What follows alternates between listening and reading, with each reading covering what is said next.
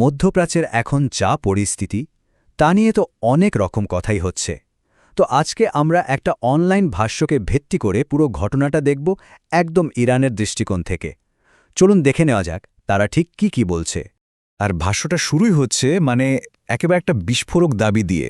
এই একটা কথাই কিন্তু তাদের পুরো যুক্তির সুরটা ঠিক করে দেয়। তারা বলতে চাইছে যে হামলাটা চালানো হয়েছে সেটা শুধু সফলই না, অপ্রতিরোধ্যও ছিল।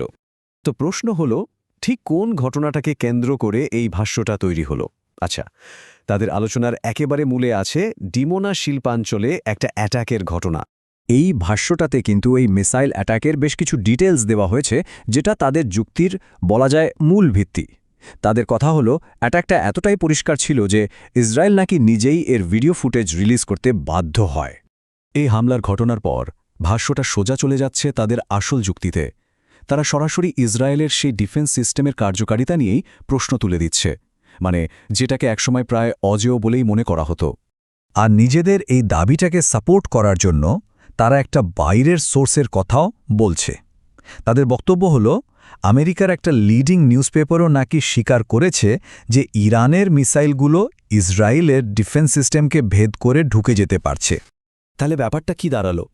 একদিকে আছে ইসরায়েলের ডিফেন্স সিস্টেম, যেটা একটা দুর্ভেদ্য দেওয়াল হিসেবেই পরিচিত, তাই না? আর অন্যদিকে এই ভাষ্যটা দাবি করছে যে সেই সিস্টেমটাই এখন প্রশ্নের মুখে, আর এর যে একটা অজেয় ইমেজ ছিল সেটাও নাকি ভেঙে চুরমার।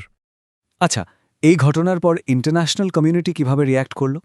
এই ভাষ্যটা বলছে সারা বিশ্বের রিয়াকশন ছিল বেশ মিক্সড, একদম বিভক্ত। এই ভাষ্যটা আমেরিকাকে এমন একটা সুপার পাওয়ার হিসেবে দেখাচ্ছে যার এখন তার মিত্রদের হেলথ দরকার হচ্ছে। তাদের মতে এটা আমেরিকার ক্ষমতা কমে আসার একটা পরিষ্কার সিগন্যাল। এখানে ভাষ্যটা যেটা দাবি করছে সেটা হলো, ইউরোপের দেশগুলো আমেরিকার ডাকে সাড়া দিতে তো দেরি করছেই, এমনকি কেউ নাকি বিষয়টা নিয়ে মজাও করছে।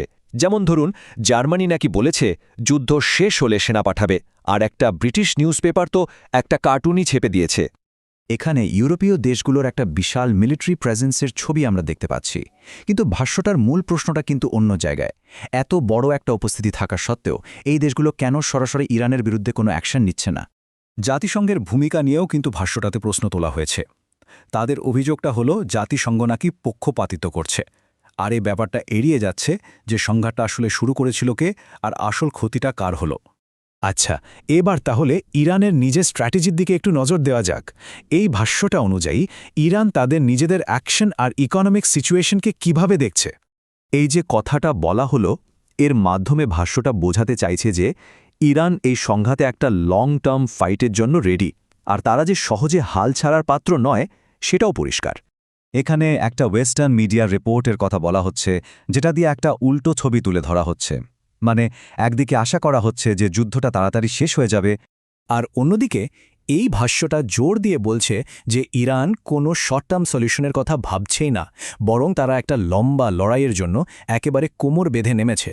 ভাষ্যটাতে ইরানের তরফ থেকে নেয়া কিছু মিলিটারি আর ইন্টেলিজেন্স অ্যাকশনের একটা লিস্টও দেয়া হয়েছে। এর মাধ্যমে তারা যেটা বোঝাতে চাইছে তা হল, ইরান শুধু একটা দিকে নয়, বরং একসাথে অনেকগুলো ফ্রন্টে অ্যাক্টিভ। একটা খুবই ইম্পর্ট্যান্ট পয়েন্ট যেটা ভাষ্যটাতে জোর দিয়ে বলা হয়েছে, তাদের দাবি এত আর্থিক নিষেধাজ্ঞার পরেও ইরানের তেল রপ্তানি নাকি গত ৪৬ বছরের মধ্যে সর্বোচ্চ লেভেলে পৌঁছেছে, আর এটাই নাকি তাদের ইকোনমিক স্টেবিলিটির প্রমাণ। সবশেষে ভাষ্যটা এই সংঘাতের আরেকটা দিক তুলে ধরেছে, আমেরিকা আর ইসরায়েলের সাধারণ মানুষের পার্সপেক্টিভটা কি। তাদের দাবি ওইসব দেশের যুদ্ধ নিয়ে একটা ক্লান্তি আর অর্থনৈতিক চিন্তা দুটোই দিন দিন বাড়ছে। এই ভাষ্যটা ৪ লক্ষের মতো একটা বিশাল সংখ্যা সামনে আনছে। তারা বলছে ইসরায়েলকে নাকি প্রায় ৪ লক্ষ রিজার্ভ সোলজারকে মাঠে নামাতে হয়েছে। তাদের মতে এটা দেশটির ওপর যে প্রচণ্ড চাপ তৈরি হয়েছে তারই একটা প্রমাণ। ভাষ্যটা আরও বলছে, আমেরিকার সাধারণ মানুষ এখন দেশের ভেতরের ইকোনমিক প্রেশারের কারণে এই সংঘাত থেকে মুখ ফিরিয়ে নিচ্ছে। যুদ্ধটা যে লম্বা হচ্ছে আর সাথে গ্যাসের দাম যেভাবে বাড়ছে, সেটাই নাকি তাদের আসল চিন্তার কারণ হয়ে দাঁড়িয়েছে। শেষ পর্যন্ত এই পুরো বিশ্লেষণটা আমাদের একটা বেশ ইন্টারেস্টিং প্রশ্নের সামনে এনে দাঁড় করায়।